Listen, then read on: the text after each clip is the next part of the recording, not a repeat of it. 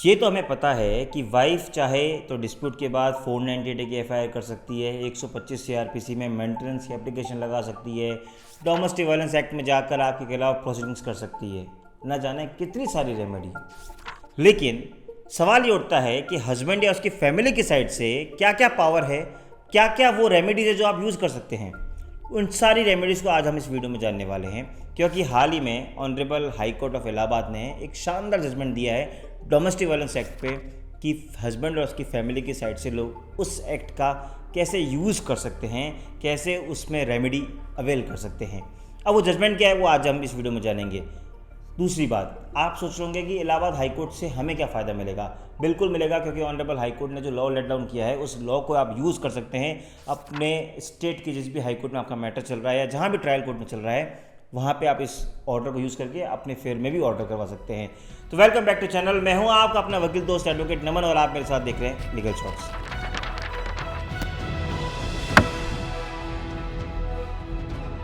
नमस्कार दोस्तों, तो आज हम बात कर रहे हैं डोमेस्टिक वायलेंस एक्ट के उस लैंडमार्क जजमेंट का। उसका नाम है Garima versus state of UP 2024 Allahabad high court. मैं नीचे लिंक दे रहा हूँ, आप चाहें तो पूरा जजमेंट पढ़ सकते हैं। इस केस में हस्बैंड वाइफ का जब डिस्प्यूट होता है, 498 की एफआईआर होती है, सब कुछ प्रोसीडिंग्स वाइफ की तरफ से इनिशिएट हो जाती है। लेकिन अब यहाँ पर हस्बैंड की मदर यानी उस गरिमा की मदर इन लॉ एक डोमेस्टिक वायलेंस एक्ट में सेक्शन 12 की कंप्लेंट डालती है। आप चौंक गए ना, क्योंकि अक्सर ऐसा हम सुनते हैं कि वाइफ ही सेक्शन 12 की कंप्लेंट डालती है डोमेस्टिक वायलेंस एक्ट में। बहुत कम ऐसा सुनने को मिलता है कि हस्बैंड की मदर भी अपनी बहू के खिलाफ सेक्शन 12 की कंप्लेंट डाल रही हो। यहाँ ऐसा ही होता है, सेक्शन 12 की कंप्लेंट डालती हैं वो अपनी बहू और उसके बाकी परिवार वालों के खिलाफ, ये कहते हुए कि मैं उस घर में रही हूँ, मेरे बेटे के साथ यानी जो गरिमा का हस्बैंड है उसके साथ और मेरे साथ काफ़ी तरह की क्रूरल्टी हुई, हैरेसमेंट हुआ, और ना सिर्फ मेरी बहू बल्कि बाकी लोगों ने भी मेरे साथ हैरेसमेंट किया। इसलिए मुझे ऐसा लगता है कि डोमेस्टिक वायलेंस एक्ट की प्रोसीडिंग इनके खिलाफ इनिशिएट होनी चाहिए और इनके खिलाफ कड़ी से कड़ी कार्रवाई की जानी चाहिए। जैसे उनको सम्मन इश्यू होते हैं वाइफ को और उनके परिवार वालों को, वो पहुँचते हैं हाई कोर्ट 482 पिटिशन में। हाई कोर्ट जब वो पहुँचते हैं तो वो ये कहते हैं कि पहली बात तो ये केस ही मेंटेनेबल नहीं है। मेंटेनेबल इसलिए नहीं है क्योंकि वो तो मदर इन लॉ है, वो कैसे डोमेस्टिक वायलेंस एक्ट में केस फाइल कर सकती है। डोमेस्टिक वायलेंस एक्ट में तो वही लेडी फाइल कर सकती है जो बहू है और उसके साथ उसके हस्बैंड उसके परिवार वालों ने गलत किया है, तो ऑब्वियस ही बात है कि हम ही फाइल कर सकते हैं। और दूसरा, ये कुछ नहीं बल्कि काउंटर ब्लास्ट है उन प्रोसीडिंग्स का जो हमने इनिशिएट किए। वाइफ का ये कहना था कि हमने 498 और ऐसी प्रोसीडिंग जो इनिशिएट की है, अब उससे काउंटर ब्लास्ट करने के लिए हस्बैंड की फैमिली ने ये केस फाइल किया, इसलिए इस केस को डिसमिस कर देना चाहिए और ये जो सम्मन मेरे खिलाफ आए उसको क्वैश कर देना चाहिए। हस्बैंड साइड से कहा काउंटर ब्लास्ट नहीं है, मेरी मदर के साथ गलत हुआ है। ऑब्वियसली डोमेस्टिक वायलेंस एक्ट की हम डेफिनेशन में आते हैं तो हमको भी सुना जाना चाहिए। दोनों पक्षों को सुनने के बाद ऑनरेबल इलाहाबाद हाई कोर्ट ने कहा कि हम पहले डोमेस्टिक वायलेंस एक्ट को बेसिक देखते हैं। अगर आप इस एक्ट को देखें तो सेक्शन 12 की जो कंप्लेंट होती है उसमें वर्ड है एनी एग्रीव्ड पर्सन, यानी कोई भी एग्रीड पर्सन जो है वो जाके कंप्लेंट कर सकता है कंसर्न मजिस्ट्रेट को। ऑब्वियसली यहाँ एग्रीड पर्सन मतलब वो फीमेल ही होगी, मेल के लिए नहीं है। एग्रीड पर्सन की जो डेफिनेशन है वो डिफाइंड है सेक्शन 2A में। एग्रीड पर्सन मतलब ऐसी लेडी जो किसी एक शेयर्ड हाउस होल्ड में रही है और उसके साथ किसी भी तरह की क्रूअल्टी या हैरेसमेंट हुआ है। अब शेयर्ड हाउस होल्ड को डिफाइन किया गया है सेक्शन 2F में। वो ये कहता है कि अगर आप किसी न किसी के साथ फैमिली में रहे हैं एक छत के नीचे तो वो शेयर्ड हाउस होल्ड कहलाएगा।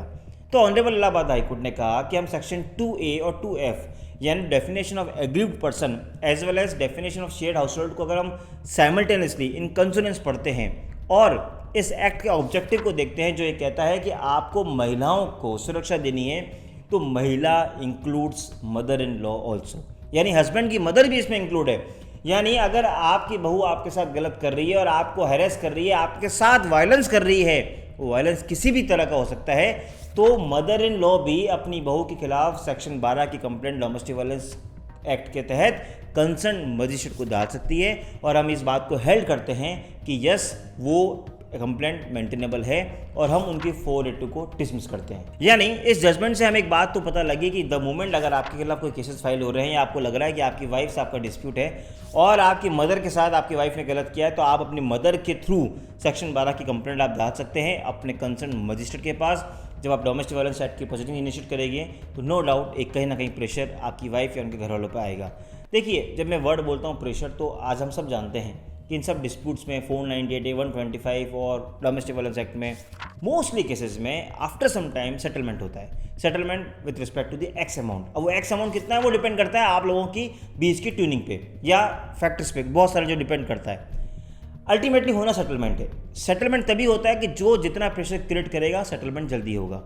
So this can be a good technique कि आपके अगर मदर के साथ गलत हुआ है तो आप भी अपनी मदर के थ्रू अपनी वाइफ के खिलाफ सेक्शन 12 का केस डाल सकते हैं। देखिए, मैं ये नहीं कह रहा हूँ कि आपको हर केस में डालना है या फर्जी केस डालना है, मैं इस बात को नहीं कहता। मैं कहता हूँ कि अगर आपकी मदर के साथ गलत हुआ है, आपको लगता है कि आपकी वाइफ ने कभी उनकी टेक केयर नहीं करी, उनको हैरेस किया, हैरेसमेंट के 100 तरीके हो सकते हैं, अगर वास्तव में ऐसा हुआ है तो आप अपनी मदर के थ्रू एक सेक्शन 12 की कंप्लेंट डाल सकते हैं जो कि मेंटेनेबल है।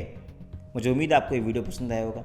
फिर भी कोई दिक्कत समस्या तो आप नीचे लिंक दे रहा हूँ, उस लिंक पर क्लिक करके मेरी टीम से बात करके समस्या का समाधान पा सकते हैं। और अगर ऐसा कंटेंट पसंद आ रहा है please subscribe to legal shorts.